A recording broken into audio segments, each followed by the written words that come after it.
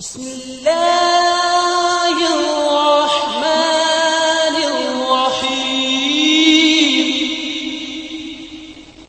السلام علیکم دوستو، آج میں آپ کو بتاؤں گا قوم عاد کی تباہی کے کچھ واقعات۔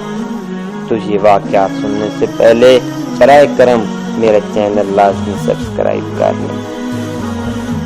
قوم عاد ایک ایسی قوم تھی جو بہت بڑے طاقتور تھے۔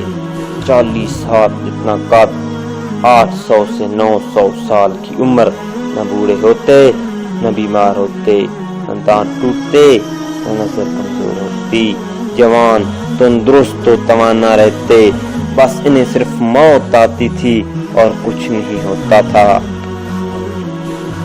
ان کی طرف اللہ تعالیٰ نے حضرت ہود علیہ السلام کو بھیجا۔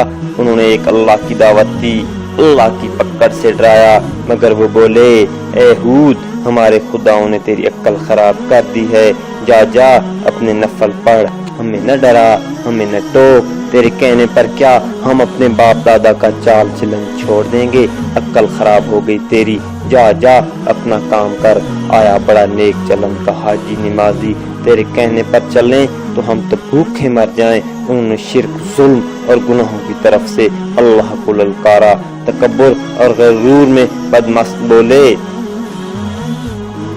کوئی ہے ہم سے زیادہ طاقتور؟ تو لاؤ نا، ہمیں کس سے ڈراتے ہو؟ اللہ نے کہہ بھیجا، بھوک لگی، سارا غلہ کھا گئے، مال مویشی کھا گئے، حرام پر آ گئے، چوہے بلی کتے کھا گئے، سانپ کھا گئے، درخت گرا کر اس کے پتے کھا گئے، بھوک نہ مٹی، نہ بارش ہوئی، نہ قطرہ گرا، نہ غلہ اگا۔ تانگا کر اپنا ایک وفد بیت اللہ بھیجا۔ ان کا دستور تھا جب مصیبت آتی تو اوپر والے کو پکار اٹھتے، جب وہ دور ہو جاتی تو اپنے بتوں کو پوجنے لگتے۔ بیت اللہ وفد گیا، کہا ہمارے لیے اللہ سے دعا کرو بارش برسائے۔ اللہ نے 3 بادل بھیجے، کالا، سفید، سرخ بادل۔ اللہ نے فرمایا ان میں سے ایک کا انتخاب کرو۔ انہوں نے آپس میں مشورہ کیا کہ سرخ میں تو ہوا ہوتی ہے، سفید خالی ہوتا ہے، کالے میں پانی ہوتا ہے، کالا مانگو۔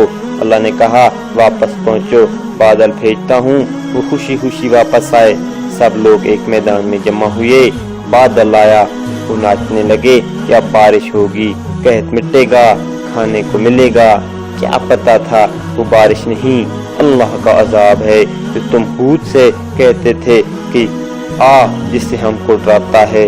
اس بادل میں اتنی تند و تیز ہوا تھی کہ اس نے ان کو اٹھا مارا، ان کے گھر اڑا دیے۔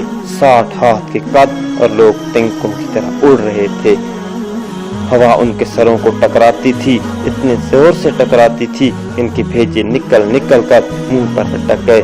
بعض لوگ بھاگ کر غار میں گھس گئے، یہاں تک تو ہوا نہیں آ سکتی، مگر میرے رب کا حکم ہو کر رہتا ہے۔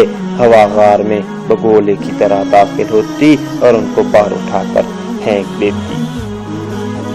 اللہ نے فرمایا کیا کوئی باقی بچہ ہے؟